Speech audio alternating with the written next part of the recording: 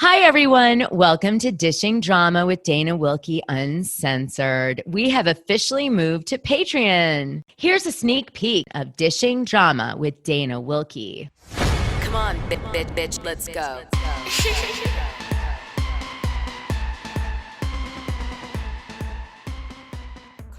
Hi, you guys. So I just wanted to start today's show by really begging you, if you haven't seen the Alexei Navalny confessional video or audio version, if you prefer, in the Patreon, to please go and listen to it. It's so important. Alexei did tell us what he wanted us to know before he died, and I found it and I put it in there, and I really want you guys to hear it. He also explains the secret of Putin that I think Putin does not want anyone to know, and that's why I think he was poisoned by Putin in prison, which is my opinion of what I think happened. Because let's face it, Putin deep down inside is really a KGB foreign intelligence officer at heart, as well as kind of a gangster, and so it's really important to understand him, why I did a confessional video on Putin, and now why he wanted to take Alexei out, because in that you're going to understand a lot of what's going to be happening in the next few years in the war with the Ukraine and otherwise. So you'll really appreciate this knowledge. I know we think of deep dives and gossip as only related to people in the public figure realm of reality TV or movies or television, but the truth is there's a whole side to political people that, you know, if you study them from this perspective, you learn a lot about them that tells you how they're behaving in their politics and what they're doing. So I just wanted to give that a quick shout out on today's show, although not on topic.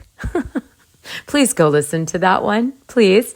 All right, let's go now and get into what I really wanted to talk about today. I'm keeping it light again because of the last few weeks of so many scandals that have been erupting in our space. So it was like, wow, I felt like, geez, I better do a few shows by myself and keep them light and airy.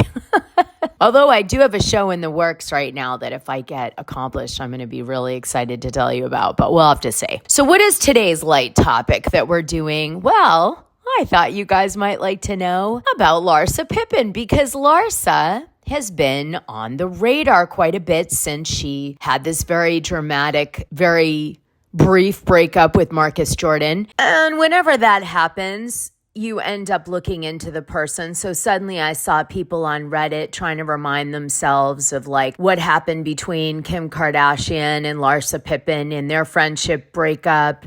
And they were curious to know more about that and be reminded of it. And then also sort of Larsa's rise to fame after kind of a bumpy start. Quite a few bumpy starts in her own career and self-realization. So I thought it would be kind of a fun one because it's linked to a lot of different people that we care about. And so I definitely will be covering that today. But before we begin, I found this thing on Instagram, which I have to share with you.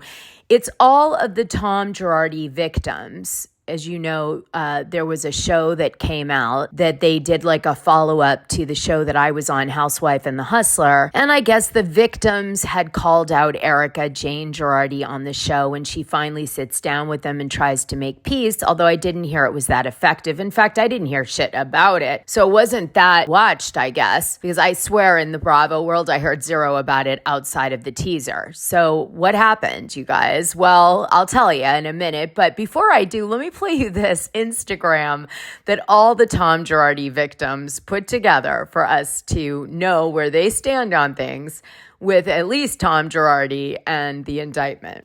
We're former Girardi Keys clients. Of course, Erica Jayne was assigned our attorney fees. We're former Girardi Keys clients.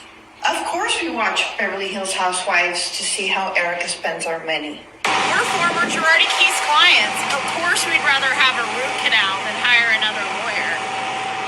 We're former Girardi Keys clients. Of course, Tom's indicted son-in-law was our attorney.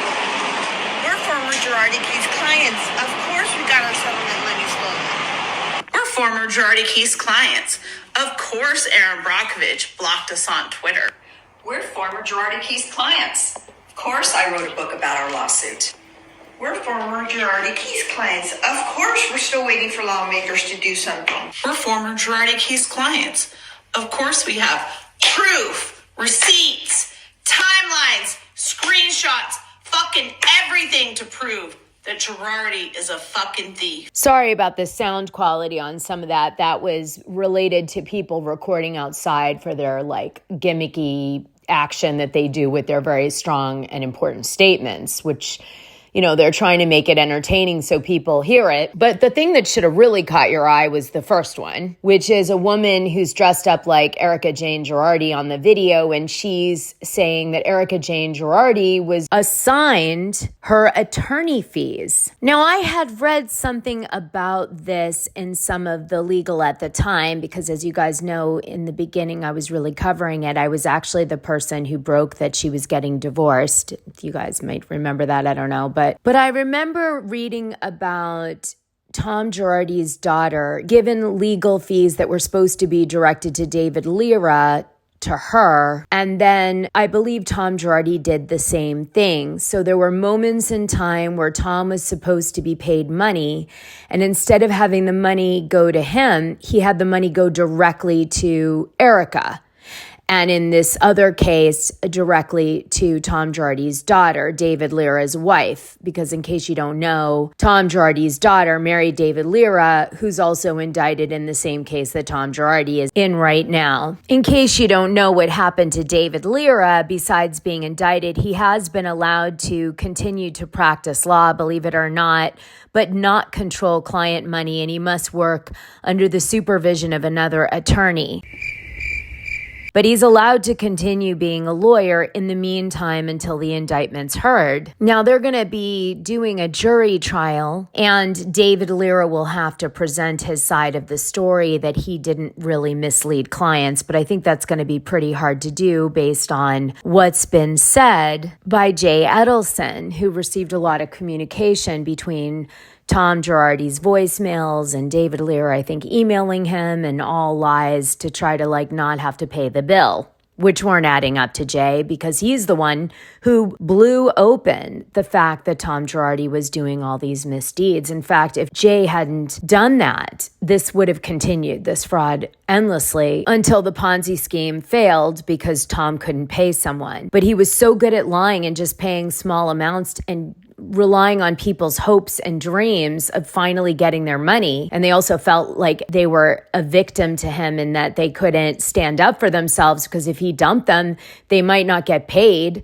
And it's been years they're in these cases, and they've already had so much devastation created by the burn victims or the plane crash or whatever. They don't have the full mental capacity behind them to fight him. So they were really just sitting ducks, and he was taking advantage of them. But you guys know all this. My point is, Erika did directly receive benefit from these victims, which is why they're so freaking angry at her. You know, she says one minute she's like a lawyer, and the next minute she's dumb and doesn't know how to operate a bank account. And I think that they don't really know how much Erika knew or didn't know about Tom's misdeeds, but they suffer from the fact that she just shows no remorse. And she didn't show any remorse on this Housewife and the Hustler follow-up. So here's what goes down, okay? Kathy Rugomez, whose son was burned and Tom stole most of his money that he won to compensate him for burns over 80% of his body. Anyway, her name is Kathy Rugomez, and she's best friends with a woman who you guys have definitely heard of by now, Kimberly Archie. She has now become an advocate for the victims of Tom Girardi. She's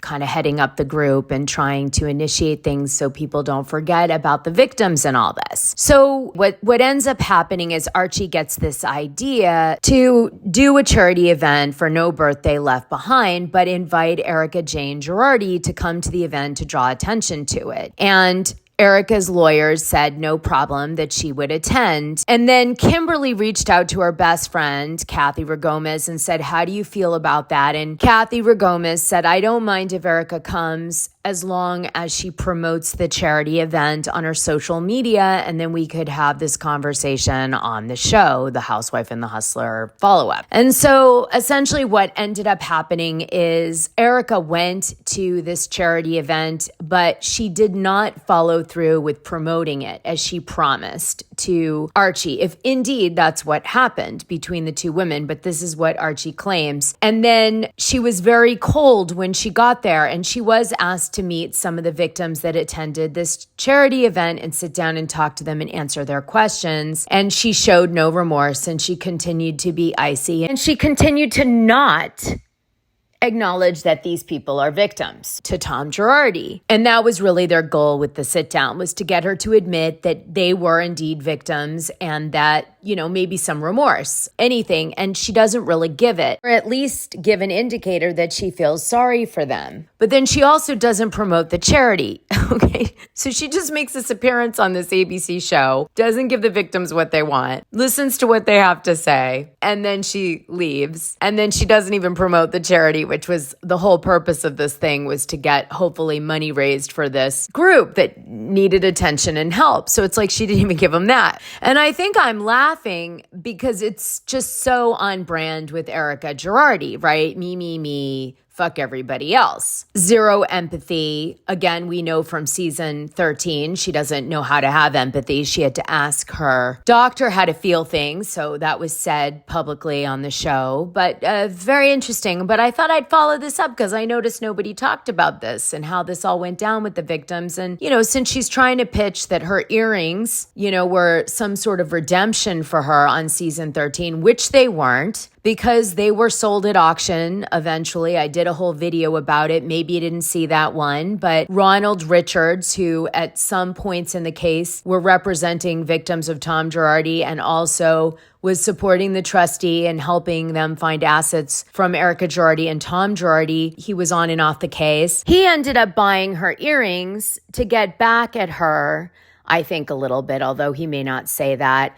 Because she fought openly with his wife and told his wife to suck Ronald's dick and, you know, F off. And I'm using her wording. And so that made Ronald angry. And then Ronald was like, great, when those earrings go up for auction, I'm going to buy them and give them to my wife. He also wanted to prove they weren't the correct earrings that she turned in, which they weren't. But for the new auction, they changed the GIA certificate. So there was really no way to establish that because they had them re-GIA certified. But I have the evidence that it wasn't the same earrings. But that's, you know, neither here nor there at this point. And I'd like to end this segment with a quote from Variety. This was taken from an article, Real Housewives star Erica Girardi meets Tom Girardi, alleged victims in The Housewife and the Hustler 2 by Addie Morefoot. And this was a quote from Kimberly Archie. She said, "We all smiled with her," meaning Erica Jayne Girardi, "on the red carpet because we thought we were helping No Birthday Left Behind," says Archie. "We thought that Erica coming and us being gracious to her was going to be positive for this nonprofit. We also thought Erica was going to stop being an asshole to the victims. We were wrong."